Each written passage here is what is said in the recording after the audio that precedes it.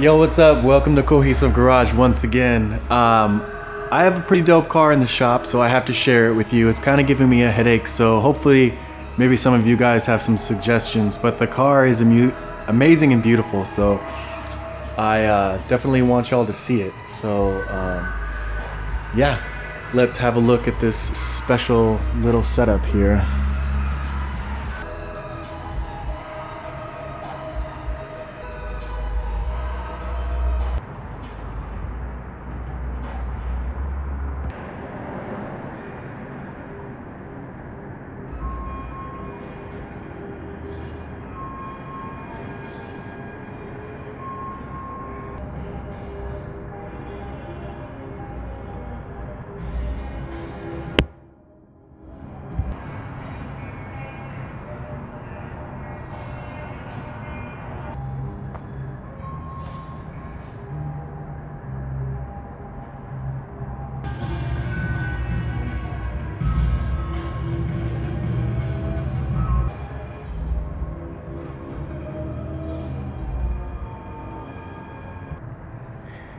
So this is it, my buddy's awesome sauce 240SX SIL 80, I suppose.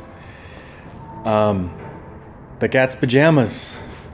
He is a serious dude. This car was born by him and a friend, and they used to track race it, circuit racing, you know, track days and stuff like that.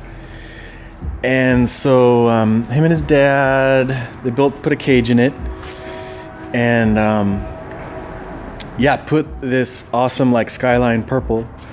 And recently he's been in the shop just kind of sorting it out since he bought it from his friend.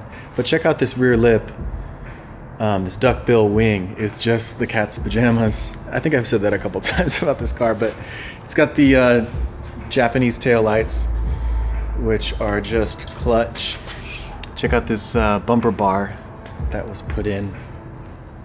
I'll explain the crazy wideness here in a minute of the front wheels. But yeah, it's super lightweight and very responsive. Let's pop this hood and have a look. So here you have it.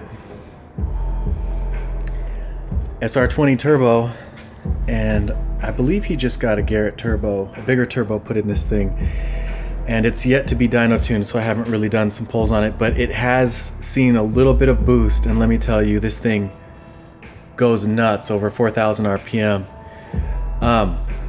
So let's see, some trick things here are these cutout fender sections here, which makes aligning the car super easy.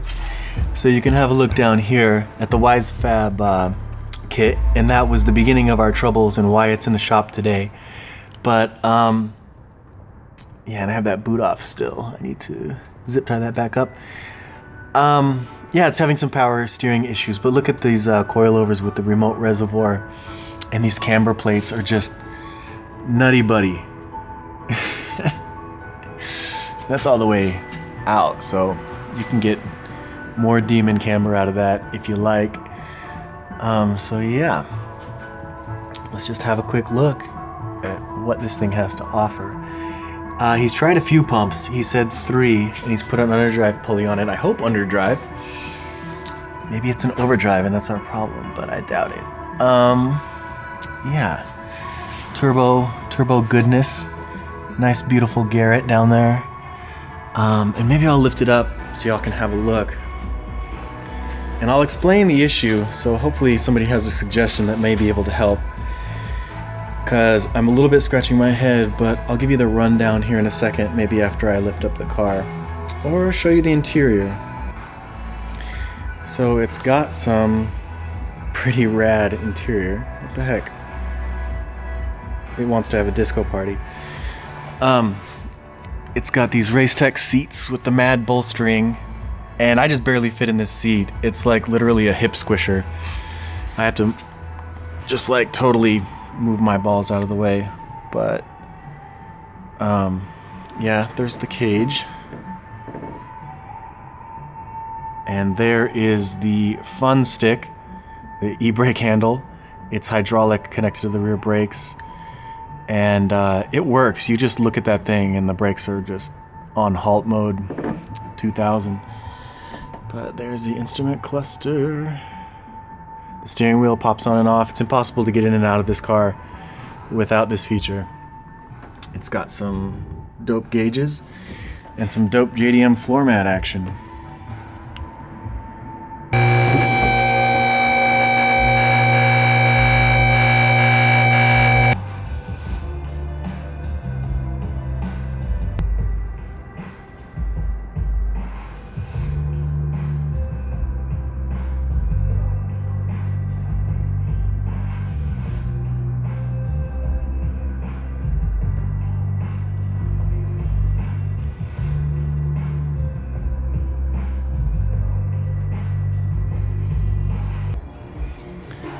So looking at this here wisefab kit, wise ass kit. No, I'm not talking shit, just being a dick. But anyway, it looks like it has some caster adjustment that you can make on these spherical ball joints that are here. And they are beefy, and I do like that. I also like the cross member here is pretty hot, trusted, probably stock, but AP Racing brakes. Anyway, this kit is for maximum lock for the drift mode that this car puts itself in. Look how easy it is to turn. So that doesn't seem to be a problem, but it has a lot of steering angle that can be implemented. And that's the trick for the drift. Other tricks this thing is seeming to incorporate are these inner tie rod extenders, which I think help to get the control arm parallel with the steering rod for lowered cars, and it seems to be doing a pretty good job in keeping the angle. So that being said, I wonder what our holdup on our power steering system is. So let me give you a rundown on what's going on with the power steering. Okay, so things I know about the power steering are that the power steering judders. Like when you're turning the wheel, it just starts to just shake like crazy. Like sometimes it's smooth when you first start it up, but then it starts to just judder like crazy, wants to jump out of your hands. And so that's the basis of like what the obvious problem is, or the symptom anyway. So it seems like there's air getting into the power steering fluid somehow, somewhere, because it gets frothy, and maybe I'll show you a clip of that too. But that makes the power steering groan, of course, but it doesn't necessarily have anything to say about the juddering that the power steering is doing. Another thing is there's metal in the power steering fluid. There's a bunch of little flakes. I've flushed it, and then more come up, so I don't know what's eating itself up or where that metal came from, but it just looks like metal flake in paint, you know. It's just like tiny shards of metal. So anyway, the power steering pump was replaced, or no, yeah, the power steering pump was replaced apparently 3 times, and the steering rack was replaced, and nothing changed anything. And this started right after this wisefab kit got put into the car, and then all of a sudden he has these power steering issues, which are not good for a drift car.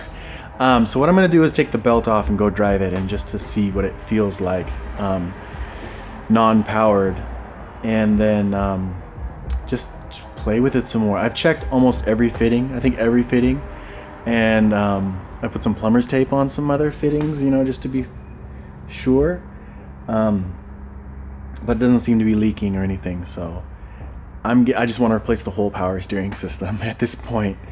But if you guys have any suggestions or I don't know, directions to go with this thing, I'd love to hear about them, or any experience that you might have with 240SXs and power steering issues. But that's pretty much the gist.